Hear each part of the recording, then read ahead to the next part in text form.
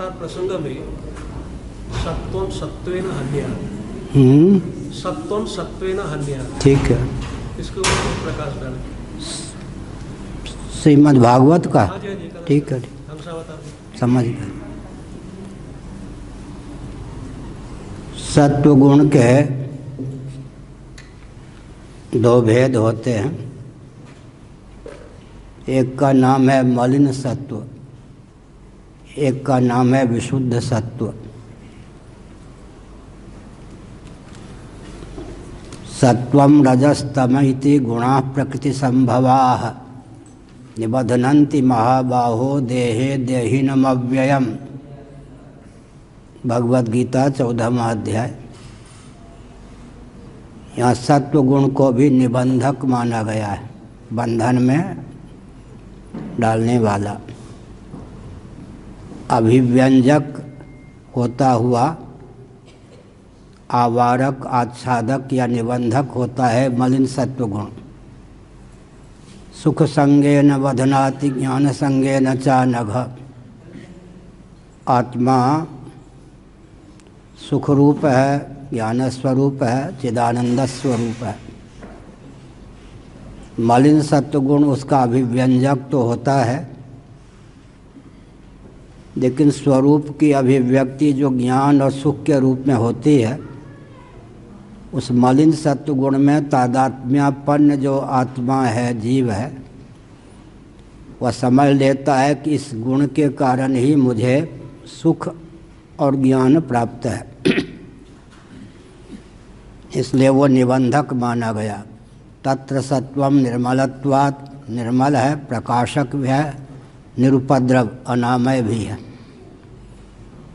जो विशुद्ध सत्व है, श्रीमद् भागवत में गुणों के भेद किए गए। गीता में सत्व रजस तमस 3 ही भेद हैं। वास्तव में गुण 3 ही हैं।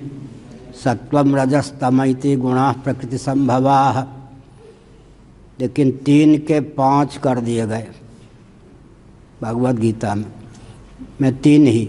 श्रीमद् भागवत के 11 स्कंध में विशुद्ध सत्व का नाम ही निर्गुण हो जाता है।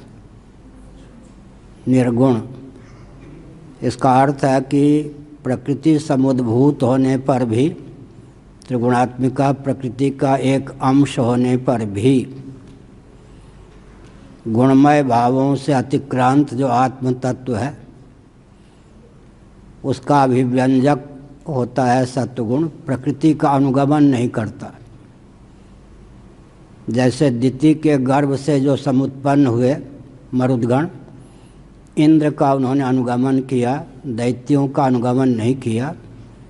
ठीक इसी प्रकार जो शुद्ध सत्वगुण होता है, प्रकृति समुद्भूत या प्रकृति से स्फुरित होने पर भी वह अनात्मा प्रपंच का या प्रकृति का अनुगमन न करके परमात्मा तत्व का अनुगमन करता है।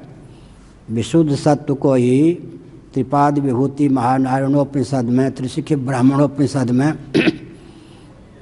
और श्रीमद् भागवत में भी निर्गुण कहा गया। गीता के 18वें अध्याय में वस्तु और व्यक्ति के 3 भेद हैं, सात्विक, राजस, तामस। लेकिन निर्गुण प्रभेद का वर्णन भागवत में है। निर्गुण का अर्थ है विशुद्ध सत्व। जैसे भगवान ने कहा कि मन निकेतन, जहाँ मंदिर हो, देवस्थान हो, जहाँ हमारा अर्चा विग्रह प्रतिष्ठित हो, उस स्थान के आसपास निवास करना निर्गुण निवास। निर्गुण के लिए विशुद्ध शब्द का प्रयोग होता है, विशुद्ध सत्व के लिए निर्गुण शब्द का प्रयोग होता है। और भगवत पाद आदि शंकराचार्य महाभाग ने भगवद गीता के भाष्य में एक तथ्य प्रकाशित किया। प्रकाशम च प्रवृत्तिम च मोहमेव च पांडव न द्वेष्टि संप्रवृत्तानि न निवृत्तानि कांक्षति। बहुत बढ़िया उपोद्घात व्यक्त दिया शंकराचार्य जी ने। जो तमोगुणी व्यक्ति होता है वो प्रतीक्षा करता है कि कब निद्रा, आलस्य, प्रमाद प्राप्त हो तो हम सुखी हो जाएं। रजोगुणी व्यक्ति होता है, रजोगुण के उद्रेक की प्रतीक्षा करता है। सात्विक व्यक्ति होता है, सत्वगुण के उद्रेक की प्रतीक्षा करता है। लेकिन जिसने भगवान का यह वचन सुन लिया कि तीनों गुण निबंधन में हेतु हैं, बंधक हैं, और 24 घंटे में कभी सत्वगुण का उद्रेक होता है, कभी रजोगुण का उद्रेक होता है, कभी तमोगुण का उद्रेक होता है। तीन में से कोई न कोई गुण तो प्रकट होगा। निद्रा, आलस्य, प्रमाद, प्रवृत्ति, प्रकाश, प्रकाश प्रवृत्ति, मोह। उसके लिए तो कोई भी शांति का ठौर ठिकाना नहीं रहा। इसीलिए फिर कहा गया कि उपेक्षा नहीं, अनपेक्ष हो जाए, निरपेक्ष हो जाए। सत्व गुण का भी पक्षधर नहीं हो जाएगा, नहीं रहेगा। सत्वगुण आता है जाता है, रजोगुण आता है जाता है, तमोगुण आता है जाता है। सत्वगुण प्रकाश का भी व्यंजन करता है, रजोगुण प्रवृत्ति का, तमोगुण मोह का। आने जाने वाले हैं। आगमापायिनो नित्याः, ये अनित्य हैं। इसका अर्थ है कि मैं असंग हूँ, साक्षी हूँ, दृष्टा हूँ। तो अनासक्ति, सत्वगुण में जो अनासक्ति है वही शुद्ध सत्व है। तो सत्वगुण पर विजय प्राप्त करने के लिए सत्व का ही आलम्बन लेना चाहिए। और सत्वगुण का क्या होगा? उस सत्वगुण में जो आसक्ति नहीं होगी तो वही विशुद्ध सत्व हो जाएगा। इसलिए सत्वम सत्वेन, सत्वगुण से सत्वगुण पर विजय प्राप्त करे, अर्थात शुद्ध सत्व का आलम्बन लेकर मलिन सत्व पर विजय प्राप्त करे। इसका अर्थ है कि आसक्ति न, सुख संगेन बधनाति ज्ञान संगेन चानघ। मैं जो बिंब स्वरूप हूँ, सच्चिदानंद रूप हूँ, ये जो गुण है या सत्व गुण है, मेरा अभिव्यंजक संस्थान है। यथावत, अयथावत हो गया तो रजोगुण तमोगुण। यथावत तो अभिव्यंग मैं हूँ, यह तो अभिव्यंजक है। इस तथ्य का जब ज्ञान हो जाता है तब शांता नाम की जो चित्तवृत्ति है उसके माध्यम से सुख और ज्ञान की अजस्र अभिव्यक्ति होती है। लेकिन वो अजस्र अभिव्यक्ति भी जीव के बंधन में इसलिए हेतु नहीं होती क्योंकि प्रबुद्ध जीव जानता है कि बिंब स्वरूप जो आत्म तत्व है, मैं हूँ, वही चिदानंद स्वरूप हूँ। गुण मेरा अभिव्यंजक संस्थान ही है। इस दृष्टि से सत्वगुण का आलंबन लेकर ही अनपेक्षता वही है शुद्ध सत्व, निरपेक्ष। तो सत्वगुण के प्रति भी आसक्त नहीं होगा तो सत्वगुण का नाम हो जाएगा शुद्ध सत्व। शुद्ध सत्व के द्वारा मलिन सत्व पर विजय प्राप्त कर सकता है। ठीक है। सत्संग में मैं इसका उल्लेख इस ढंग से किया, स्वामी अखंडानंद जी ने कहा। अच्छा, तो कि तीनों गुणों से वैराग, तीनों गुणों से वैराग, सत्तम सत्वेन हन्यात्, हन्यात् केन प्रकारेण, तो तीनों गुणों से वैराग। तो आप जी का ये शब्द बिल्कुल उसमें अनासक्ति, अनासक्ति से निरपेक्ष होने पर, अनपेक्ष निरपेक्ष उदासीनता, यह सत्व गुण में समासक्त नहीं रहेंगे तो सत्व पर विजय प्राप्त कर लेंगे। सत्व गुण भी दृश्य कोटि का पदार्थ है। आत्मा निर्गुण है, साक्षी है।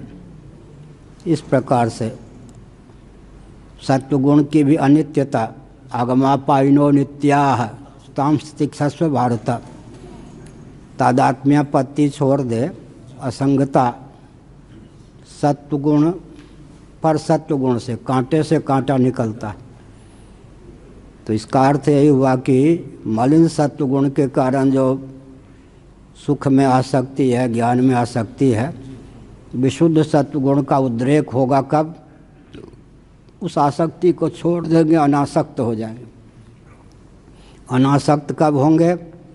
मुझ बिंब स्वरूप की अभिव्यक्ति सत्वगुण के माध्यम से हुई है। इसका नाम हमने दिया, तुलसीदास जी की पत्नी का नाम रत्ना, रत्नावृत्ति। विशुद्ध सत्व का नाम मैंने दिया था 72 में, सन 72 में, रत्नावृत्ति। तुलसीदास जी की धर्मपत्नी ने क्या किया? हाव भाव भंगिमा सेवा के द्वारा तुलसीदास जी का मन इतना मोहित कर लिया कि स्वप्न में भी किसी अन्य देवी स्त्री में उनका मन नहीं गया। बाद में राम जी के प्रति अनुरक्त करके स्वयं से भी विरक्त कर दिया। तो वो रत्नावृत्ति, तुलसीदास जी के धर्मपत्नी का नाम रत्ना, तो विशुद्ध सत्वमयी वृत्ति का नाम मैंने सन 1972 में किया था रत्ना। रत्नावृत्ति का अर्थ है स्वयं से भी विरक्त कर दे। इसी का नाम योग दर्शन में पर वैराग्य है। अपर वैराग्य, पर वैराग्य, शांति दांति इत्यादि जो सत्वगुण की विभूतियां हैं, सत्वगुण के उत्कर्ष से अभिव्यक्त होने वाली दैवी संपदा हैं, उनसे भी अनपेक्षता, निरपेक्षता, उनकी भी दास्ता न पाले, तब क्या होगा? शुद्ध सत्व हो जाएगा। हमारे भगवान विष्णु श्रीमन नारायण तान दुपट्टा सोए थे। जो जो लक्ष्मी जी को चाहते थे, लक्ष्मी जी ने उनके गले में जयमाला नहीं डाली। लक्ष्मी जी से भी जो उपराम थे, लक्ष्मी जी के महत्व को जानते हुए भी, वैभव को जानते हुए भी, उन भगवान श्रीमन नारायण के गले में जयमाला डाल दी। तो बुरा न मानो, होली है, होली आने वाली है। तुसी उत्थे बैठो प्रेम नाल, बाद में ये सब। तो आजकल यहाँ की बात नहीं है, आजकल जो युवतियाँ हैं वो पति नहीं ढूंढती, प्रायः पत्नी ढूंढती।